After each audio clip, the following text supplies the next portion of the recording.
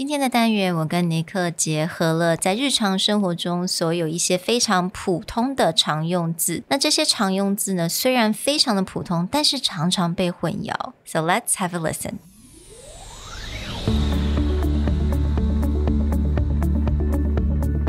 Hello, 欢迎来到 Executive Plus 主管与沟通力的 Podcast. I'm Sherry, an educator, certified coach, and style enthusiast.我相信专业有效的沟通是语言跟逻辑的完美结合。And I'm Nick, a startup consultant, corporate trainer, and late-night gaming junkie. I believe great communication requires the right mindset and solid frameworks. 我们希望带给大家职场英语的技能、跨文化沟通技巧与其他能帮助您成为出色领导者的工具。Join us each week as we share our experience, research, and methodologies to take your communication and language skills from good to great.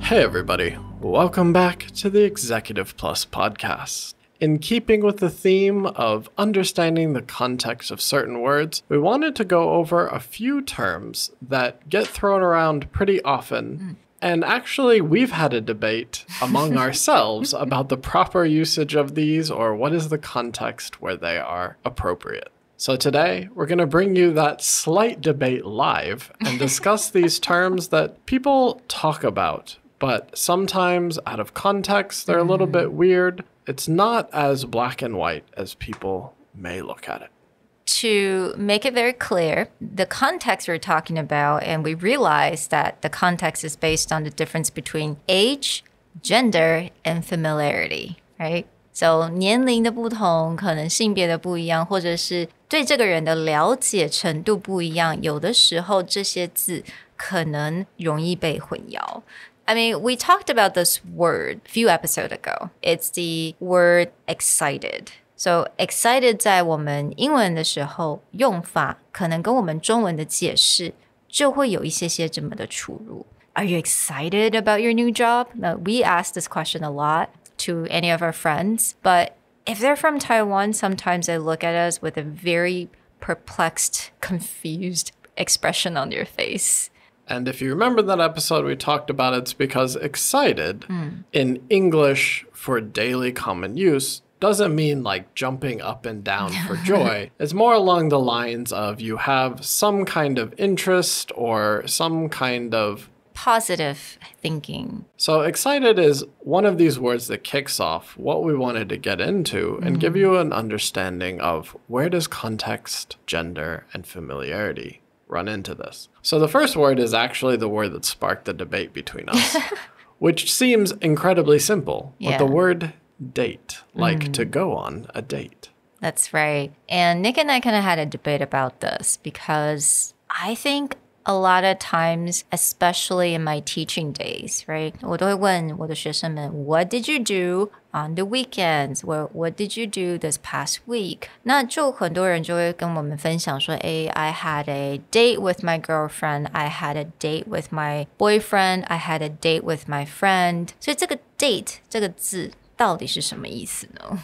那我就发现其实很多台湾的朋友很习惯把 date 这个字拿来用在可能是朋友之间的聚会，或者是 romantic 的 date， 好像都可以用 date 这个字。但是呢，我就跟那个谈到了，其实我觉得这个有点让人容易混淆的一个状况，就是如果当你跟这个人不熟的话，或者是你刚刚认识这个人 you don't really know what their preference is, and for them to say, I had a date with my girlfriend, that seems to be a little confusing. So this goes back to that idea of context, and not just context of the situation, but one thing I brought up is it probably depends a lot on these other factors, like how familiar you are with that person, what's the age of that person, or the gender of that person.So Sherry was saying, this may cause confusion. Like if someone's really young, be like, I'm going on a date with my girlfriend. If this is a male saying it, it's very likely that you would assume that that person is dating, like has a romantic relationship with the other person. But sometimes, again, with gender, if a woman goes, I'm going on a date with my girlfriend, or I'm going on a date with my girls, you may get into this gray areas like, does she mean like girl, dash friends and they're just having a girls' night going out together to have fun? Or is this someone they're romantically dating? And if you're not familiar with the person, it may create a question mark in your head. Absolutely. 那刚刚其实 Nick 有讲到那个 I'm having a girls' night. 那其实这个我觉得听起来就是没有问题. These are just a bunch of girls, they're friends, and they're going out. So there's no question, there's no confusion. But I think we just have to be a little bit careful. 就是如果在这个场合呢，我们跟其他人不是那么的熟悉，那小心一点就是 date， 它这个字就是比较是属于 romantic date。那我们当然如果你要讲到说跟朋友出去吃饭I'm just gonna have a quick gathering with friends. Yeah, the other thing that I pointed out to Sherry is I think an assumption also gets made depending on the age of the person. So when you see a very young person, maybe their 20s or younger, then it'd be like, I got a date this weekend. Your first thought would be like a romantic date. You'd be like, ooh, you got a hot date. Where are you going? What's going on? But as people get older, that may have a different context, not the like, dinner and a movie or a nice walk on the beach. You may think in terms of like, okay, if they're parents, a date may just be the kid is gone. Like that's a date. Doesn't matter what they do. It may just stay home, but it's like literally child is gone. So it's a date. Or the context that I gave Sherry was I wouldn't feel it as strange if my mom was like, this weekend I have a date with my sisters. We're going to go out. So again, back to that, it's a girls' night. Where at my mom's age, in her 60s, I'm not assuming she's going out on a romantic date. You never know. She's just going to have fun. Now, the other half of this, when we talk about the gender side, you will actually hear like, girls' night. We're going to go out a date with my girls or something like that. You will never hear a guy be like, I got a date with the boys. Never. No. Never. You may hear like boys' night or, it's a night with the guys, poker night. But it would be very, very uncommon for a guy to be like, I got a date with my boys. Be like, what? Excuse me? That means another thing. Yeah. So just to be a little bit careful, date 这个字毕竟它还是比较容易会混淆的一个字. Unless you really know someone, I would suggest you to be a little bit careful using this word. So the next term that also gets people a little bit turned around would be the term meeting. Like I'm meeting someone. In the case of meeting, now aside from the basics of like office, like a work meeting versus a dinner with someone. This is also, it gets intertwined a little bit with back to dating. Be like, I'm meeting someone for dinner. In certain contexts. That sounds like a date. It sounds like a date. Oh, really? Who are you meeting? Where are you going?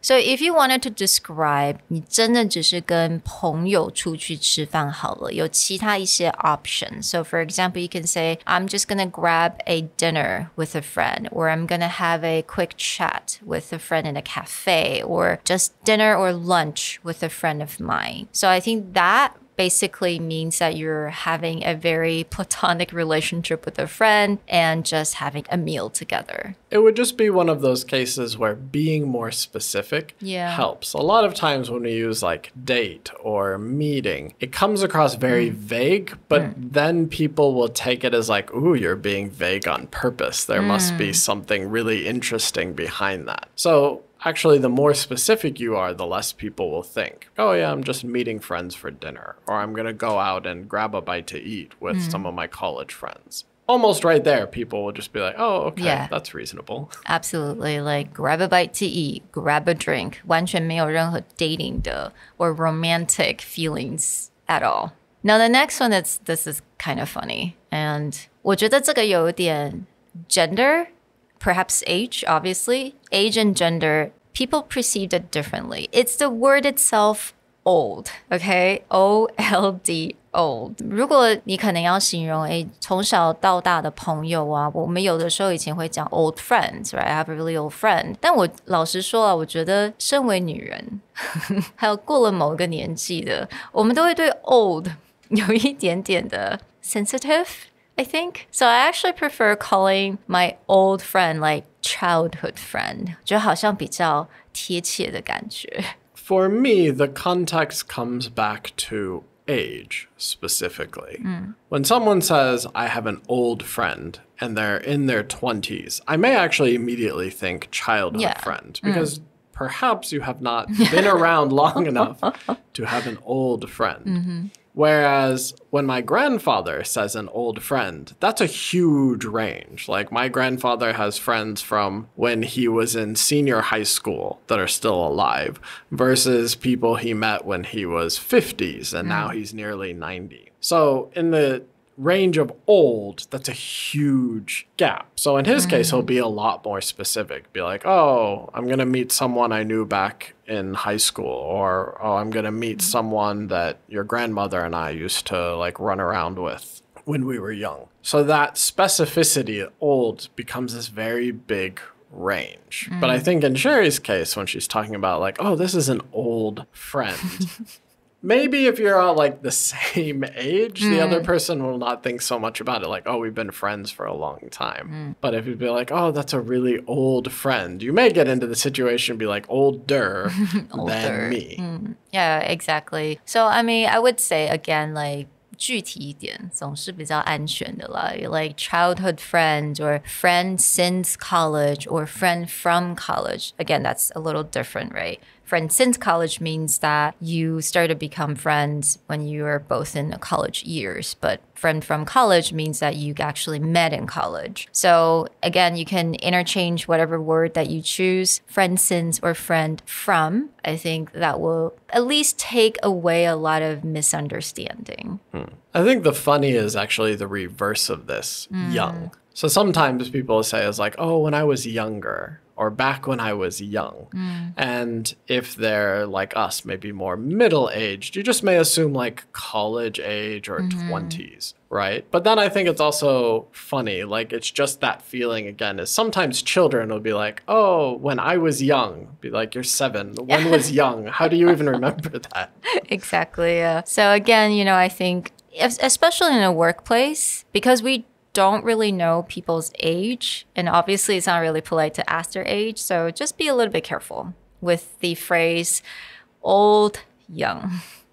Now, another thing, I believe we actually kind of talked about this in the English Cappuccino episode. I don't know if you remember, Nick, is the how to be politically correct with certain words. And especially in today's world, sometimes girlfriend and boyfriend sometimes means different things for everyone. So we actually suggest that just use my other half if you wanted to describe someone like actually spends life with you. But you don't want to be very specific, especially if it's first time meeting certain people in a working situation. You don't feel like being that personal, but you can just say my other half. And that gives you a wider range of someone that are dating, like a boyfriend or girlfriend, all the way up to like someone you're married to, but without having to be specific. This one becomes interesting because you also have a range of statuses, where if someone's like, oh, this is my boyfriend, but maybe the other person is like, wait, are we there yet? Like we've just been seeing each other, or we've just had a few dates, and now once you label like boyfriend or girlfriend, that's like a certain level of relationship. Another word related to this boyfriend-girlfriend side that you have to be a bit careful with too is also partner.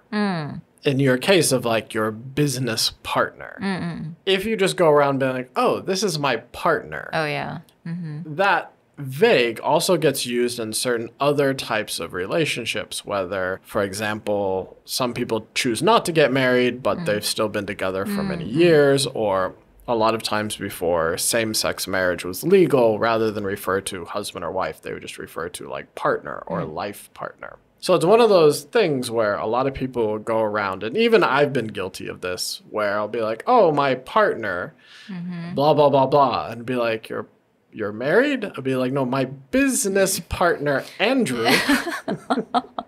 So back to that context is, if we're in a working situation, a lot of people may assume, okay, business partner. But let's say you're just networking or you're gathering and someone doesn't know that well, and then you start referencing, oh, my partner, blah, blah, blah, and this is where they used to work. Then they would meet that person and be like, oh, so you two are together. Be like, no, no, no. business partner. So sometimes that specificity, especially, again, how familiar you are with that person, what the context is, adding that extra word matters. Yeah, absolutely. Now, the last word, I think it's so funny. It has to do with age. My gosh. Okay, the word itself, party. So to people in their 20s, when they say party, we think party, music, wild, probably some alcohol involved, music like dancing, that's a party. But when in our age, when we say party, I think it's just like a bunch of people sitting at home, someone else's house, having some glasses of wine. That's a party. Yeah. So if anyone invites you to a party or you want to invite someone to a party, they may have a specific context in mind when they look at your age. Yeah. And so you can decide whether you want to be specific or not. But if you're like, hey, would you like to come over for a party? And that person is like fresh out of college or very young. You'd be like, yeah, all right. Do I bring the beer? What do I? No, it's like a potluck. So you can just bring some food. We'll have a bit of wine. But this is not going to be like a music pumping, fluorescent flashing lights party. Whereas if you're older and a younger person is like, oh yeah, me and my friends are going to have a party. Do you want to come on over? Nope. And you're thinking like, oh, this will be kind of like a fun, cool night to hang out with my colleagues. You may be in a bit of a shock. Yeah. So being more specific back to is like, is this just a dinner gathering?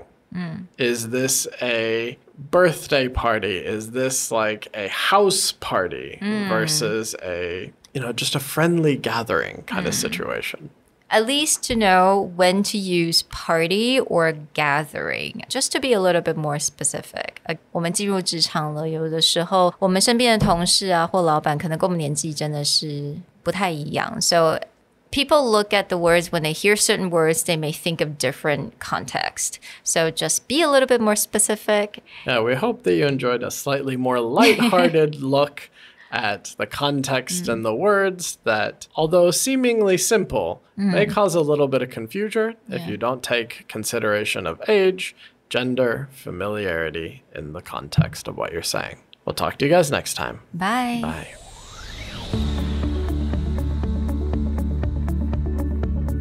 The Executive Plus podcast is a Presentality Group production, produced and hosted by Sherry Fang and Nick Howard. You can search us on Facebook, 主管英文 Executive Plus. You can also find us on Instagram, Communication R&D, and email us at sherry@epstyleplus.com.